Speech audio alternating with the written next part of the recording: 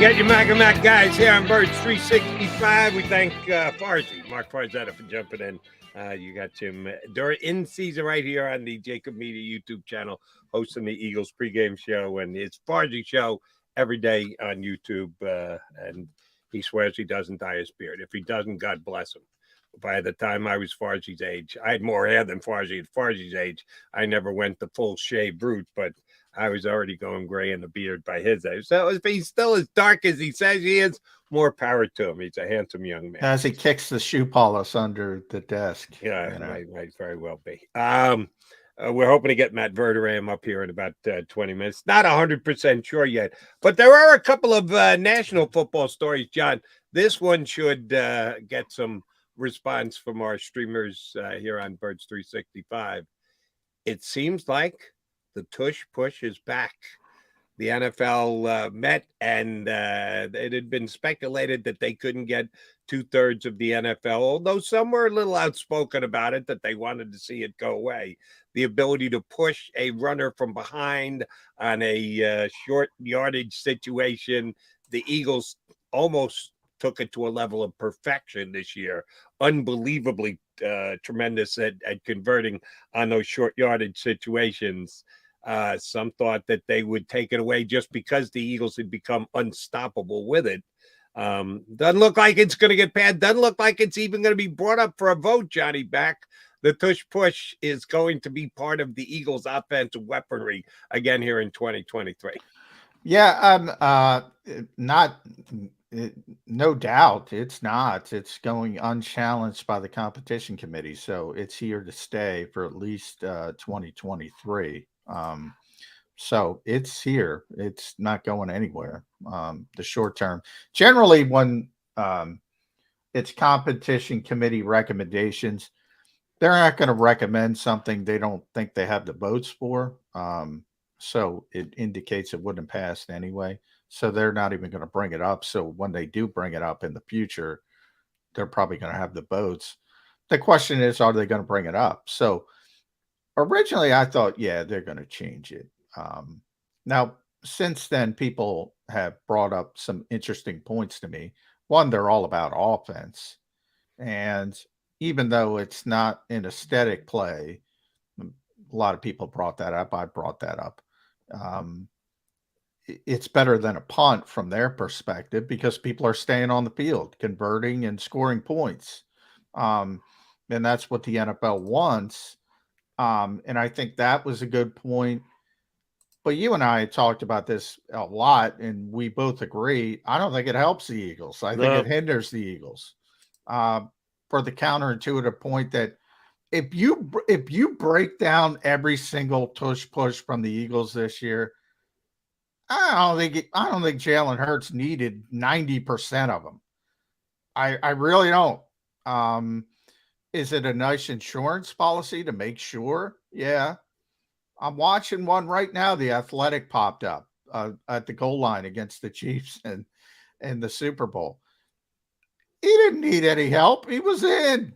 And all of a sudden, you see, he was in. And my point from that perspective is it helps lesser quarterbacks when they have help because everybody else has figured it out. And they say, oh, let's copy the Eagles. And now if you're the lesser quarterback who's not as good with sneaks, it becomes easier for them to copy, and you're going to convert anyway. So I don't like it. That I think it would be advantageous for the Eagles if they banned it, but it's not going to ban. Understood. As far as the theoretical debate as to whether it's good, bad, or indifferent for football, I will say that just because if they'd done away with the tush push, is it a given that every time a 4th and 1 team's going to go, uh-oh, we got a punt? No, I think they would have continued to go for it at a pretty good percentage. Yeah, not 100%. Yeah. If they're going for it 100% with the tush push, it will be less than 100. But I do believe they'd go for it more often than they would just, oh, shoot, we'll punt. The league as a whole has gotten more aggressive. the Philadelphia Eagles, again, trendsetters that they were. And remember, this goes back to Tuggy P. This didn't start with Nick Sirianni here. The Eagles became an uber aggressive, go for it on fourth down team under Coach Peterson. I think teams would have still gotten for it, and then they would have. No, but real quick, Jody, I don't think that's the point. I think you're right. They'll continue to go for it, but they're going to have more success, and more success means more points. In other words, if you're going to go for it on 4th and 1 and you're going to throw the football because you got an immobile quarterback, you might have an incomplete pass, drop pass, blah, blah, blah. You don't have points being scored. I think the theory is that, from what I've heard from people, is, well, it generates more points because they're going to stay on the field. They're going to continue. They're going to score. I think that's the thought process more than it's going to curtail aggression. I don't think it's going to curtail aggression, but points might go down, and that's what they don't want. Points going down. And I would argue that if you don't convert, then the other team has got the ball in a good position and they can immediately score points. So it's all about scoring points. The only thing you want to do is eliminate the punt, because that will slow down the ability to score points, because it's a 40-yard transition in the field. If they go for it and convert, or they go for it and they're stopped, doesn't matter. You're probably lending yourself toward more points. It all comes down to how often would they punt. And I think 4th and 1s would be as aggressively pursued going forward with or without the tush push. So I don't buy that. I think that, and this is purely my own speculation, not from anybody else's opinion, and or certainly not anybody in the know. I think what they're hoping by keeping it in place, or what they could have hoped for if they had done away with it, is more creative plays off 4th and 1. That maybe they would fake the tush push and then look for some kind of a pitch play and a well-sealed block, and a guy goes to the house off of 4th and 1. Several teams suggested that, including the Eagles said, "Oh, we've got plays that we can run off it. It's not, we're not guaranteed to do it every single time." How many of those did they actually run this year, John? They started running some later. The funny part is Nick has talked about this, and he was on Jason Kelsey's podcast from the Combine, but they just put up, and he was talking about, they were talking all year about having Fletcher in the backfield, and they never got to it. And you could tell he's talking about they're just having fun. That's the ironic part. Like, it's not a strategy thing. It's not. They're trying to get Fletcher involved to psych up the team. How exciting would that be? And he got too hyped up, and they had it in for the Super Bowl. They didn't have it in for the Super Bowl. And Nick said, he probably lied to him. He said he had it in, but he didn't really have it in. It's not even serious to them. It really isn't. And later in the season, they started running some different things on it. They were having a little bit more fun for it. But because of it, that's the ironic part to me. Because of the quarterback, they're getting it. They're getting it. And they're having fun. And that's why I say a lot of Eagles fans don't get my point. It's counterintuitive, but they should want it banned. Because they're getting it anyway. The other teams are the ones who are going to catch up, or at least catch up a little bit, and start copying it. And that's a bad thing for the Eagles. That's not a good thing. That's a bad thing for the Eagles, because the Eagles might stop them on 4th and 1. I think with the extra tush push, maybe not. I think the only running back in the NFL who's got even quarterback in the NFL who's got even close to the power, and I would say Jalen Hurts is the most powerful running quarterback in the NFL, is Justin Fields. He's got that same kind of good lower body, can drive the pile by himself. Others don't. They just don't. Other quarterbacks around the league don't have what the Eagles have, and to a lesser extent the Bears have. So yeah, if it's getting conversions for those other teams because of the assistance from behind, it's not a good thing, because the Eagles don't necessarily need it. All right, one other thing about off-season rule changes and the like. They didn't really come up with much, John, with the meetings that they had. We're always on the lookout for what is the NFL going to suggest, the competition committee going to suggest to the owners. No grave changes other than you can now potentially, and this hasn't been passed yet, but it's been will be put before the owners, a fair catch on a kickoff. That if you don't think the kickoff is going to make it to the end zone, now you know it is now on a kickoff. It goes into the end. You know, you used to have to catch it. If you didn't catch it and take a knee, then the ball was live, and the other team could pick it up and score a touchdown. Then they waved that away, and all it has to do is hit in the end zone, and you get a touchback. You get it out to the 25. If the kicker gets the perfect kick, and it's going to come down with a lot of height at the 5-yard line, you can now flat out fair catch it. If you give the wave and the ball is set, because on a punt, where you fair catch it, you get the ball exactly where you make the catch. On a kickoff, it would be the same as a touchback, and they would bring it out to the 25. It kind of flies in the face of what the NFL is doing. I know they're in a conflicting position because they want to protect the player's safety, aka no concussion, so they can't get sued. And they want to lessen the plays that really do put players at risk, but they want to be all about offense. What could be more boring than a fair catch kickoff at the 5-yard line and walk it out to the 25? Please give me another play that you can describe, John, that would be more boring than out on the football field. Well, kickoffs have become incredibly boring in general until late in the season when you have some weather games and you can't just kick it out of the end zone.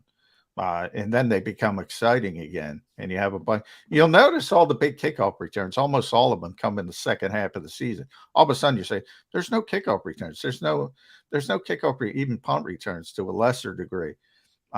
There wasn't a punt return touchdown for a long time in the NFL last year. And then all of a sudden the weather turns a little bit. You have crappier kicks and guys have chances to return it. All of a sudden you got all these spike of exciting plays. I don't know why, other than the NFL hates to give credit to the XFL, there's been 3 versions of it. The AAF, I mean, all these minor leagues, they have better kickoff rules. Just steal it. You don't have to wait for them to die. Just steal it. Who cares? You're the NFL. It's a better idea than your crappy ideas. But college does it, so now they're going to do it. I'm glad you brought up the point, Jody. And it's so dumb. It's so dumb. But when you talk about player safety, you're really talking about concussion safety, because they don't give a rat's ass about ACLs and torn adductor muscles and everything else. It's all about concussions. It's really hard to educate the audience. I talked about it yesterday. Who did we have on? Oh, John Stolness. One of my, and I've talked about this with Brian McCarthy in the NFL. They do a terrible job educating media, never mind fans, about penalties, about player. In years past, before they changed it, you would hear that narrative always. Oh, the NFL doesn't care about domestic violence, but they care about marijuana smoking. How many times you hear that? Well, the marijuana penalties were structured in the CBA. Negotiated. Yes.